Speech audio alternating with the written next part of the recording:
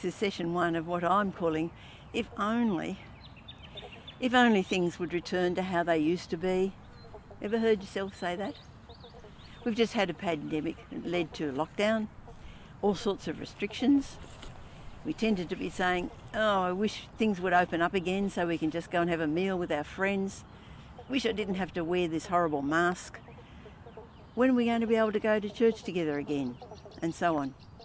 We just wanted life to go back to what it had been. But it hasn't, and it won't. The virus keeps sending out new strains. We've just got to learn to live with a heightened sense of hygiene and infection control.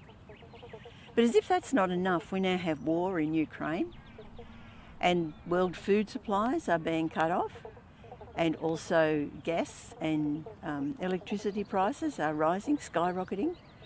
Inflation is causing interest rates to go up and people are under mortgage stress and so on. Add to that a sense of menace from China and the possibility that Putin may use nuclear weapons. If that's not enough, then countries that have always been quite stable politically are in turmoil. I mean, Britain doesn't seem to be able to find a decent leader.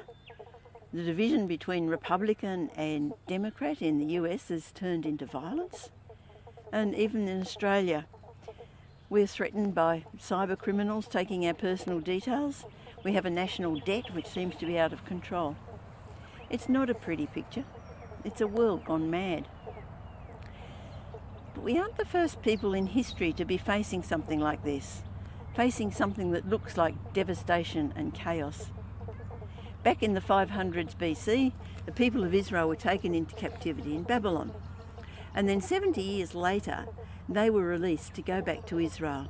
And they went back with joy, hoping they could go back to worship in the temple, live their lives in Jerusalem, and be at peace.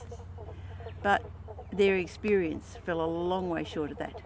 When they got back there, the temple was in ruins, the walls of Jerusalem were all broken down, and they were surrounded by enemies who didn't want them there at all. It was just a huge disappointment. Just need to read the book of Lamentations to get a sense of the desolation of Jerusalem. Chapter 1, verse 1. How desolated the city lies, once so full of people. How like a widow she is, who once was great among the nations. She was queen among the provinces, has now become a slave. In verse 11. All her people groan as they search for bread. They barter their treasures for food to keep themselves alive.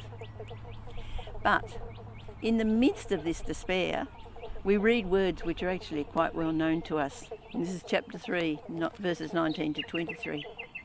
I remember my affliction and my wandering, the bitterness and the gall. I well remember them, and my soul is downcast within me.